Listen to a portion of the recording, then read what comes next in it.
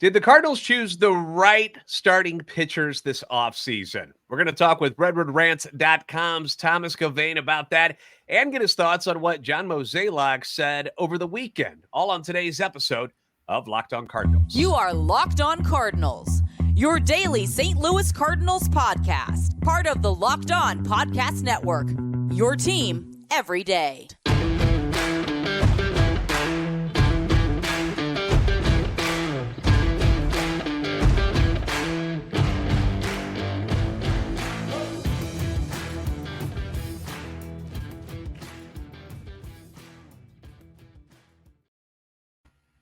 Hey there, Cardinals fans. I'm JD Hafford, and I'm a national radio sports anchor, born and raised in the Lou and a lifetime Cardinals fan, and I'm your host for Locked On Cardinals, part of the Locked On Podcast Network, your team every day. You can follow me on Twitter, X at JD Sports Radio, as well as the podcast at LO_Cardinals. We want to thank those of you who make Locked On Cardinals your first listen every day. Free and available wherever you get your podcast. You can also find us on YouTube. Make sure you like, subscribe, and comment when you do get over to the YouTube page. We love interacting with you. Make sure you hit that notification button so you're not missing out on any of the news episodes when they do get posted. This is a show serving Cardinal Nation and giving the best fans of baseball all of the info about the birds on the bat. Today's episode brought to you by FanDuel. Make every moment more. Right now, new customers get $150 in bonus bets with any winning $5 moneyline bet. That's $150 if your team wins. Visit FanDuel.com/LockedOn to get started. So welcome back to another episode of Locked On Cardinals. And if you haven't noticed, we are in what we call the off-season schedule at the moment of the podcast. So it's not an everyday mode type of thing, but, as long as there's stuff to talk about, we're going to be here for it. So today we've got a guest. If you haven't been able, you can tell on YouTube, obviously. If you're on the audio version, you have no idea what the hell I'm talking about. But Thomas Gauvain from RedwoodRants.com joining us. Happy holidays, Thomas. How are you things, buddy? Oh, doing pretty well here, JD. How are you? I'm doing all right. I'm starting to get a little anxious, and I think a lot of Cardinals fans are feeling the same way because everything started off so quick with the team, and then it's been kind of silent as some of the bigger names, get talked about a lot more. Guys like Shohei Ohtani. We're waiting on the Yamamoto stuff right now. So it's kind of got a freeze on everything that's going on in the market. Now, for those of you who aren't familiar with Thomas, he has been on here before. We discussed some of the previous trades that the Cardinals, I think most people would say, backfired previously, even though in the moment, I think we both decided it was probably the right idea for them to make those moves at the time. We're talking about Alcantara, Gallen, Arozarena, but things didn't quite work out the way they had hoped. That happens because, no GM is perfect. No team is immune to bad deals. It's just part of the whole business of it all. But as fans, we like to go back and we like to second guess the deals, especially when they don't work out. It's just fun for us. And we saw online today that there were actually two deals, which, I thought it was funny that you and I were getting together today to talk about this stuff because there were two deals that the Cardinals made on the state previously that at the time seemed like good ideas and didn't work out. First one, 2001, is the Tino Martinez signing. Mark McGwire had retired at the time. And on paper, seemed like a good idea. 34 bombs, drove in 113 the previous year with the Yankees, but those numbers dipped over the next 2 years, 21 and 75 in the first year. Second year, they dropped to 15 and 69. And I don't know, Tino just never seemed comfortable in St. Louis. And then in 2004, since we're talking about pitching a lot today, the Mark Mulder deal goes down on this date in 2004 with the Oakland A's. We swapped Dan Herron, Kiko Calero, and Derek Barton for Mark Mulder, who, if you remember, Thomas, in his prime right there. I think he's 26, 27 years old, back-to-back All-Star appearances, and gotten Cy Young votes previously. The Cardinals ended up getting just one good full season out of him in 2005, where he was 16-8, 3.64 ERA. Next year, gets off to this great start, and then things go south quick. He starts dealing with some shoulder issues, turns into rotator cuff surgery, and really never the same after that. Was never healthy after that. He actually did. Do you remember this? He tried to make a comeback with the Angels and then ended up tearing his Achilles tendon. I don't remember that. No. Yeah, and then that just got squashed. And he even said something about he was worried that he wouldn't be able to be healthy enough to come back for a comeback, and turned out to be true. So there's just a couple of deals that just didn't work out. We don't know how these deals are going to work out that the Cardinals have already signed on to for this season and the future. But I want to get your opinion before we get to some of the people who have signed elsewhere, which is what your article at redbirdrant.com is about. First, your thoughts on the signings of each of these guys. We'll start with the initial signing. Lance Lynn was the first one out of the box. What were your thoughts when you saw that Lance Lynn was coming back to St. Louis? That one really surprised me. I knew we'd go for a fourth or fifth starter to fill out the rotation. I figured we'd get two guys above Michaelis and Matz, and then a guy at the back end to fill in some innings. I didn't think it'd be Lance Lynn. I really thought that his relationship in St. Louis had soured. But when I heard his name, I thought, okay, let's go look back on what he did with the White Sox, and that wasn't very promising. And then I thought, okay, the White Sox have been a pretty bad organization for the last 2 years, so maybe this will work out for the team. Like Mozeliak said, I think they signed both Lynn and Gibson, but especially Lance Lynn for a few reasons. One, they needed the innings. Two, they needed to build up that clubhouse culture and get some fire behind the guys. And then three, Lance Lynn had a clear desire to be back in St. Louis. So I think that those three things combined made him a very attractive candidate. And I've brought this up before. We know the home run numbers were crazy against Lance Lynn last year, which was an anomaly because it's not normally something that he deals with. Like every pitcher gives up home runs except for Sonny Gray, who doesn't give up any hardly at all. But Lance Lynn is somebody that's been pretty good over the years as far as the amount of long balls that he gives up. And then last year, just out of nowhere, it just doubles. And maybe the Cardinals picked up on something that they were like, if he just did this, because he was better with the Dodgers. You saw his last game was not so good in the playoffs, but he was better with the Dodgers after he left Chicago. So something to build upon there. And I've liked what I've heard about Lynn this offseason and interviews I've seen where he is quite dedicated to getting back in shape. If you saw him at the end of last year, the guy had eaten a little bit. He put on a couple of pounds over the years since we last saw him in a Cardinals uniform, and he appears to have rededicated himself to have a comeback year, to be strong mentally and physically, ready to prove some people wrong coming up in 2024, which is something that the Cardinals desperately need him to be much better than he was last year. The next signing ended up being Kyle Gibson. This one kind of threw people off because we weren't expecting another back end of the rotation guy. We thought that they were going to start diving into the aces, if you will. And then Kyle Gibson's name comes up. What were your thoughts when you saw that happen? The exact same thing as the rest of the fans. I thought, okay, we've got Lance Lynn. We're good. We're going to trade for a guy who's a number 2 or 3 and then sign an ace for the squad. But then when I hear Kyle Gibson, I thought he'd be the number 5 for us to sign. To have two of those guys didn't seem to make much sense for me. I think he's got promise. I mean, 17 quality starts last year is admirable. He was on a pretty potent offense, but the Cardinals also have a really deep offense too. I think he'd slot in very well, even as the number 3 starter for us. If Michaelis improves to what he hasn't been in the past, or if Steven Matz is healthy for a full year, I think Kyle Gibson could slot in behind either one of those. He's got the potential to go 5-6 innings, give up 3-4 runs, and honestly, if you get that every 5 days, that's a pretty good stat line out of a back-end guy. Yeah, the idea of, and I had the stat, I'll look it up again, but it was something about when you have pitchers that go 6 or more innings, if your starter goes 6 or more innings, it's like a crazy record. 6+ innings over the last 3 seasons. The Cardinals' winning percentage is .663. They're 122 and 62. Yeah. With 6+ innings from their starter. And that's something that Lance Lynn and Kyle Gibson do. Yes, they give up hits, but that was something that the Cardinals clearly looked at and go, this is what we need. Okay. They don't have to be guys who only give up 2 earned runs a game. Like they don't have to be that level. We need somebody who's just going to be there every single day and can answer the bell. And if they can give us those 6 innings, clearly we're a much better team, and we end up winning that way. Last year, they were 35 and 25 in 6+ innings. If they went fewer than 6 for the starters, 132 and 170 over the last 3 years. So it's a big difference. It's a big difference. So and you don't even need them to. You don't need them to go 7-8 innings. You don't need them to give up 1 or 2 runs. You just need them 5-6 clean 2, 3, 4 run games. And hopefully we should figure it out. And the Cardinals offense, we think when they were healthy last year, they were a top 10 offense.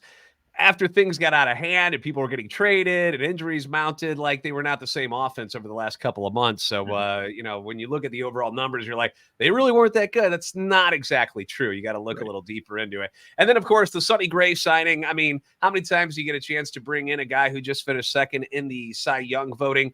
Age 34, okay, but still, obviously a healthy guy, takes great care of himself, and really wanted to be in St. Louis, which was huge.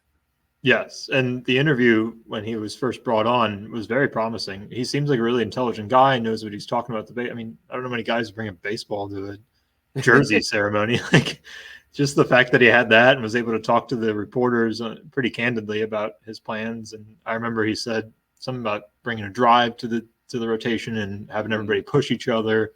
That's something we didn't hear very often last year. It felt like, especially with the Contreras situation, each pitcher was for himself.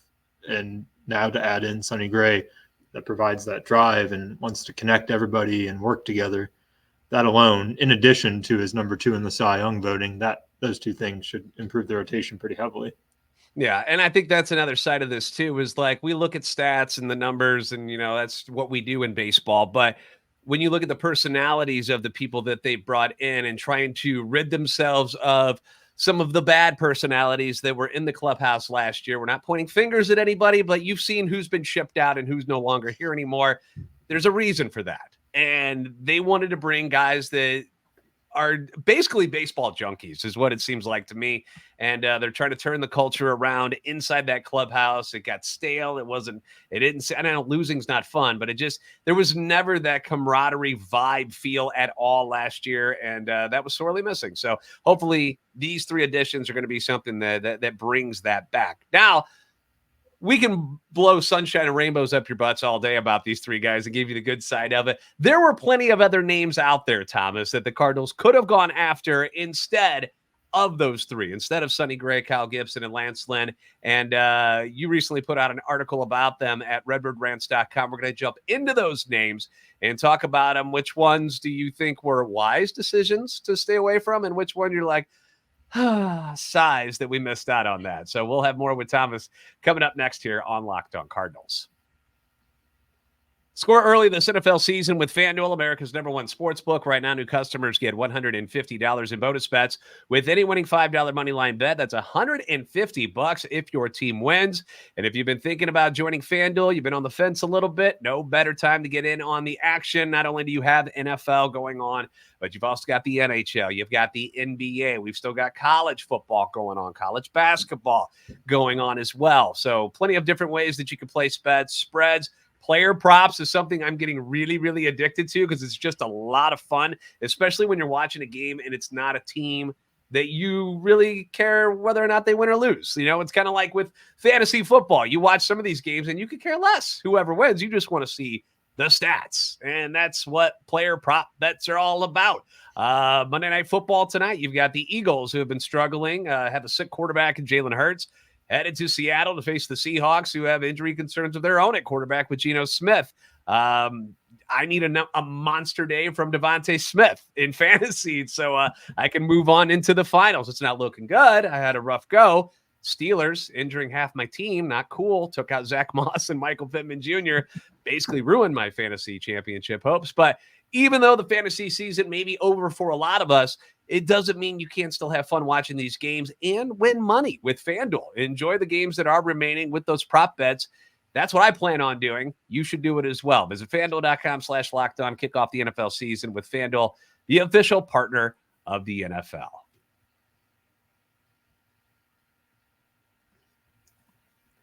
Once again, Locked On has launched the first ever national sports 24/7 streaming channel on YouTube. Locked On Sports Today is here for you 24/7, covering the top sports stories of the day with the local experts of Locked On, plus our national shows, which cover every league. So go to Locked On Sports Today on YouTube and subscribe to the first ever national sports 24/7 streaming channel. Again, thank you for making Locked On Cardinals your first listen every day. Leave your comments on YouTube as well as on Twitter X anytime you guys want. Feedback always welcome and encourage. We got Thomas Gauvain from redbirdrants.com. You can reach him on Twitter as well if you have any comments or suggestions about the list he's come up with here today. You can see this article at redbirdrants.com. He called it Wise in Size, with basically rating some of the other names that were out there and available to the Cardinals. Could have gone in that direction. They decided not to. and these guys have all signed elsewhere. So we're going to start with the first name on your list, and that was Tyler Mahle. We remember him with the Reds, was with the Twins the last couple of years, but has been hurt. They paid quite the price to get him, by the way. They gave up Spencer Steer and Christian Encarnacion Strand to get Tyler Mahle out of Cincinnati, and he really didn't do much for the Twins because of injuries. He has signed with the Rangers. Was he wise to stay away, or is that a sigh for you, Thomas? See, I think it's a sigh, and this was the one I went back and forth the most on. He's young. He's only 29. He'll probably be out for about half the season. I would imagine he comes back around August. But he's been really good for his career. Even last year in just 25 innings, he had an ERA in the low threes. He had 28 strikeouts in just 25 innings. His whip was crazy low, near 1. So I think he's a sigh, but I could see pause given his injury history. I mean, he'll be out for most of the year. I don't think he'll get near 100 innings this year, but he was signed to a 2-year contract. I would imagine the Rangers are betting on him in 2025 more than they are in 2024. Speaking of the Rangers, think about this. Max Scherzer's hurt now. You already know they're out without DeGrom. You've got Mahle, who's not ready. Who's starting for the Rangers all of a sudden? Is it shocking to you that Jordan Montgomery, they haven't scooped him up already, or do you think they're just kind of waiting on this Yamamoto stuff before they finally put the pen to paper there? They might be waiting on Montgomery. I know they're also hampered with their Bally Sports deal the same way that other teams are. I've read a couple of things about how the Rangers are looking to hold back and not spend too much. I don't see why Montgomery wouldn't want to come back there. Something about winning a championship really makes you want to go back to the team you played for. Yeah, I mean, we'd love to have him in St. Louis. Not sure if that's a feasible thing at this point, but you never know. They never closed the door on that. So that was something that surprised me a little bit, considering they didn't give him the extension that he might have wanted, or at least talked about it in spring training before last year. All right, moving on to your list here. Luis Severino. A few years ago, this guy was going to be the man for the Yankees, and then injuries derailed his once promising career. Ends up with the Mets this year. Is that a wise move or a sigh for you that the Cardinals didn't go for him? We were very wise to stay away from him in my mind. He's 30, so a little bit younger, but after looking at the stats for the predictions in his last few years, it's the same price as Gibson and Lynn, but for significantly fewer innings and significantly less value in production. It was 1 year, $13 million. He hasn't been good since 2018. He's been injured 5 or 6 different ways, all across his arm. His ERA is supposed to be near 5, which Gibson and Lynn are there as well, but we're getting another 60, 70 innings out of the other 2 apiece. So for those facts alone, I don't think that Severino was someone we should have gone for. Yeah, and again, the Cardinals, when we saw Gibson and we see Lynn, it's that they're healthy more times than not, and they're there all the time. And when you see some of these names are going through, injuries have been a big problem for these guys. And I think that that's part of the reason the Cardinals stayed away from them, is just because, they may be good in those 140 innings, but that's all we're going to get out of them. We don't need another Steven Matz to worry about in this rotation. So how about another name that Cardinal fans quite familiar with? Michael Wacha. Injuries derailed his time in St. Louis. He ends up bouncing around to the Mets, and then he goes to the Rays, and then he finds new life in Boston and pitches very well for San Diego. Has ended up signing with Kansas City. Is he wise, or is he a sigh for you? That's a sigh, and it's probably partial fanhood showing there. But I loved Wacha when he was here. Tall guy, good pitcher, seemed like he had it all together. I'm a little bit lucky because I'm not here in Kansas City. I'll get to go watch him play for the Royals a couple times and see how he turns out there. But he's been really good for the Padres the last few years. 1.16 ERA or WHIP, under 4 FIP, low 3s ERA last year. His strikeout numbers aren't the best, but he's somewhere in between Lance Lynn and Kyle Gibson in the mid 8 strikeouts per 9 innings. I think he might be one that we're going to miss on. If he would have been the second guy we signed, or even the third guy after Lynn or Gibson and then Sonny Gray, I think the offseason would have much different light on it. We don't need him to get 170 innings. If we get Gibson or Lynn and Sonny Gray, we could probably afford someone in the 130s, 140s for innings at that point with his projected talent. Yeah, and he was a guy that a lot of people, like you said, it's a sentimental value of Michael Wacha, who was really, really good for the Cardinals until the shoulder issues started popping up. And then, former first-round pick, and everybody loved him while he was here. So another name on your list is a guy that, I don't know, sometimes you find people that are like, you know what, I think we're going to miss Jack Flaherty. Other people are glad that he's left town. They just had no interest in seeing him around here anymore. The big trade during the deadline this past year, we trade him to Baltimore, ends up signing with the Detroit Tigers after rumors he might end up in Pittsburgh. Is that a wise move to move on, or is that a sigh for you? I thought we were wise to move on from him. His walk numbers were crazy last year. He was giving up hits and home runs at rates we hadn't seen before.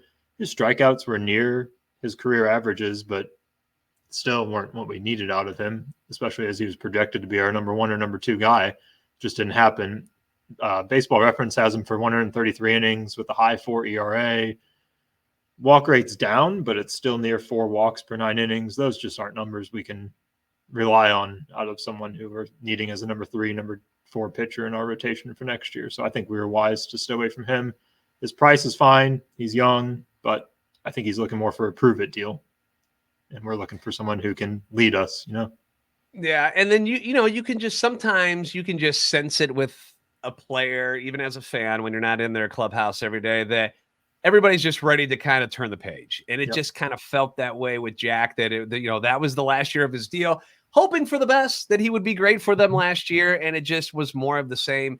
And that was it. That was, the Cardinals have devoted a lot of time and effort into getting him back onto the mound full-time healthy, because a few years ago, you see him as one of these young aces that's going to be a superstar in the league. And it just never materialized after those injuries started on him. So an unfortunate thing.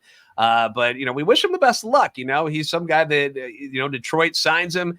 And if things don't work out with him in time, they can flip him at the deadline and maybe get more prospects for him. So not a horrible move, but yeah, I just think it was time to move on. How about Kenta Maeda from the Twins? Goes to the Tigers as well. He was a guy I had interest in as one of those back of the end rotation guys, because after coming back from injury last year, he was pretty darn good with Minnesota. Yeah, he was. He was actually probably one of my favorites out of this list. Usually you see a lot of progression from players their second year back from Tommy John. This would be his second year back. It was a weird year, but he did play second in Cy Young in 20 with crazy good numbers for the Dodgers. 3.92 ERA last year, almost 10 Ks per 9 innings. He's not expected to get too many innings this year, but I wouldn't be surprised if he hits 130, and that's a pretty solid number out of a back-end rotation guy who's only getting the ball once every 5 days. His ERA looks a little bit high for projections. I think Baseball Reference had him near 4.5. I would expect him to be a little bit closer to his career average at 3.9. I honestly wouldn't be surprised if he hits below 4 for his ERA next year. He's going to get good strikeout numbers, better than both Lynn and Gibson. So I think that we're going to regret him the most out of everybody on this list. And one final name that you have here, once again, you can check out this full article at redbirdrant.com. Seth Lugo, we brought him up a lot on this podcast because he was another one of those names that was going to be under the radar. I didn't think you were going to have to pay that much for him. Ends up getting a pretty strong deal, once again, from the Kansas City Royals, who spent some money this offseason, goes from San Diego to Kansas City. Wise or sigh for Seth Lugo? I think we're going to miss out on him as a sigh. First of all, the Royals and the Tigers are ridiculously active. I don't know what's going on in the AL Central this year, but I saw Saris describe Seth Lugo as a poor man's Sonny Gray at one point, so whatever that means. But he'll probably have a pretty good year. It's 3 years, $45 million, so the most expensive between him, Gibson, and Lynn. But he'll have fantastic numbers: ERA sub 4, Ks near 9 per 9 innings, good whip. He'll be a safe bet. His walk rate is crazy low for his career. It's 6.5%, so he's not going to put himself in trouble. He's a reliable number 4, maybe number 3 starter for most rotations. So just to recap, out of the names that we've listed here, you've got Mahle, Severino, Wacha, Flaherty, Maeda, and Lugo.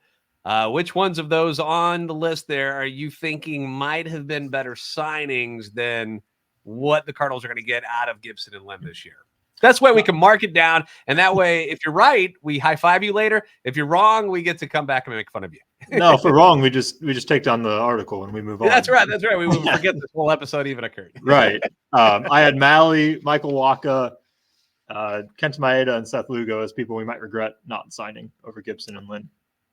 And it's hard to disagree with any of those, to be honest. Those are all strong candidates that, I mean, when the Cardinals were looking for the guys at the back of the back of the rotation, any of them would have fit nice as the number 4 and number 5.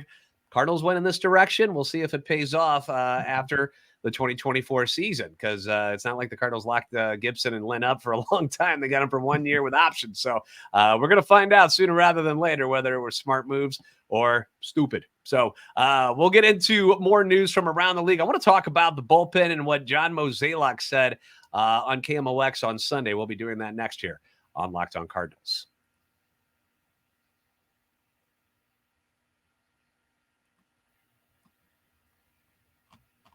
Once again, Locked On has launched the first ever national sports 24/7 streaming channel on YouTube. Locked On Sports Today is here for you 24/7, covering the top sports stories of the day with the local experts of Locked On, plus our national shows covering every single league. Go to Locked On Sports Today on YouTube and subscribe to the first ever national sports 24/7 streaming channel. John Mozeliak on KMOX on Sunday. By the way, joined by Thomas Gauvain from RedbirdRants.com. But Mo was on KMOX on Sunday, does an interview talking about just pretty much anything and everything that's gone on this offseason thus far. One of the quotes, though, that people have brought up, and in fact, you, Sir Thomas, have put up a little something about it at RedbirdRants.com. Didn't even know you had it up there until we got ready to start this thing. But the quote is, "We actually like our bullpen. I think that Helsley, Gallegos, and Romero are a pretty good way to finish a game, and they give you some flexibility. I do feel like Gallegos did not have the year he hoped last year, but I think ending the season on the IL gave him additional time to rest." When you hear that, how does that make you feel about what John Mozeliak might do moving on here in this offseason? For the bullpen, not very promising. I know they had 2 guys come out to the Busch Stadium recently to interview, probably bullpen guys. One of them was Yuki Matsui. The other one's Mystery. I wouldn't be surprised if it were Woo Suk Go. But based on that quote, he seems pretty confident with who he has, especially after adding Rule 5 draft guy and trade with Tyler O'Neill. I would imagine the bullpen's pretty much set. You've got Libby and Thompson who can fill in as long relief guys. You've got Andre Palante who's working on some stuff this offseason. Now, when you see the names of the bullpen and you see how horrible they were as a whole last year, and you got rid of 2 of the guys who were actually good in Stratton and Jordan Hicks, I bring you Ryan Fernandez. I bring you Nick Robertson. You got Gio. You got John King, Jojo Romero, Helsley, Riley O'Brien. People forget about that addition. Adam Kloffenstein's on the 40 bullpen guy that they got at the deadline. Zach Thompson, James Nail is still with us. Andre Palante, Guillermo Zuniga. And then Andre Granillo is a guy that I actually have some high hopes for, that I think he might be a surprise fit for everything. You see it, I'm just like, bro, you can't tell me that you're just going to trust that that's going to do it. Don't you feel like that at least one, I'm not saying it has to be a superstar. No, I'm not saying like a Josh Hader, because that's crazy talk. He's going to get unbelievable money from somebody else. But a guy like, I'm excited about the idea of a Yuki Matsui. I think something from the international market still feels like it's going to happen. I don't know what it's going to be, but it still feels like it's there. But other guys like David Robertson or Robert Stevenson or Aroldis Chapman's out there, for God's sake. It just feels like there's they just need one guy that you just know is not a huge question mark would be so meaningful to this bullpen. Would you agree with that? I do, and I've even thrown out the name Matt Moore. He was with the Angels last year. Yeah, absolutely. I mean, there's plenty of guys who have 7th, 8th inning experience that have been solid. They're not going to blow anybody away, but they're also not going to lose you a game at the end of it. And just what Gallegos had last year, I know he was hurt here and there. I just don't fully trust him in the 8th inning with the 2-run lead. Helsley, I expect to get back to where he was. I think he'll be all-star again, but the other guys, you really need 2, 3 strong back-end guys at this point with how starting pitchers have been going out of games early. Yeah, and I'm not saying you need superstars to fill out your whole bullpen or anything, but you need 2 or 3 dudes. And we know how Helsley, how fragile he's been over the last couple of years. amazing when he's out there for the most part, but you know that there's going to be limitations. He's probably going to go down with an injury at some point, at least for a little bit, hopefully nothing major, but that's where you need somebody that you can trust to close out games at the end of the season. You know, Gio, just the metrics are bad, man. They're going in the wrong direction. And I don't mind moving him up into like the 6th and 7th inning type of roles instead of having him in the 8th inning and being stuck with that. So that's why some of these other names I look at and I'm like, it just would make a lot of sense to get at least one, maybe even two of them just to solidify things. And then if things break down, you got plenty of these other names. You have a Ryan Fernandez and a Nick Robertson as depth, you know, in those situations. And maybe they surprise us and end up having good years. So they're just such a big question mark that it worries me. It worries me that I don't have anybody back there that I can trust. And when Ryan Helsley is the guy you have the most trust in, and you don't know if he can take the ball on back-to-back days, what are we doing here? What are we doing? All right. One final question for you, because Mo also hinted a little bit about the rotation where, like, he's not necessarily done with it, but it doesn't sound like a lot's going on there. Are the dreams of Cardinal fans for a Dylan Cease or a Shane Bieber trade, are those over? Are we saying those have been squashed and we're done? Probably for the Cardinals. If Cease is still around at the deadline, I've heard reports that he's more than likely gone before the season even starts. If Cease is still around at the trade deadline, I really wouldn't be surprised if we make a huge push for him then. He'll be a little bit cheaper as far as prospect capital and player capital. I would imagine Shane Bieber goes somewhere else who misses out on Yamamoto or Blake Snell or Jordan Montgomery. I think with Mozeliak spending so much early, he feels more comfortable sitting back. So I would imagine we're out of the trade and even the Yamamoto sweepstakes at this point.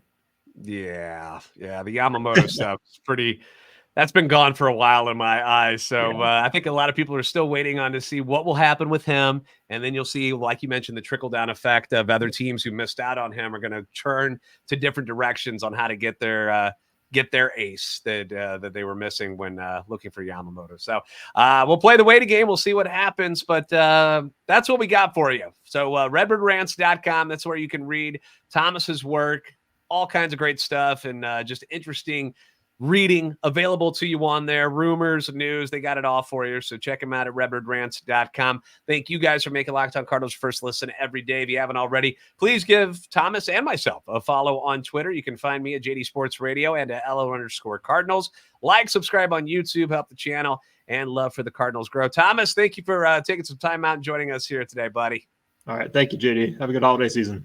You as well. You guys are the best fans of baseball for a reason. We'll see you next time on Locked On Cardinals.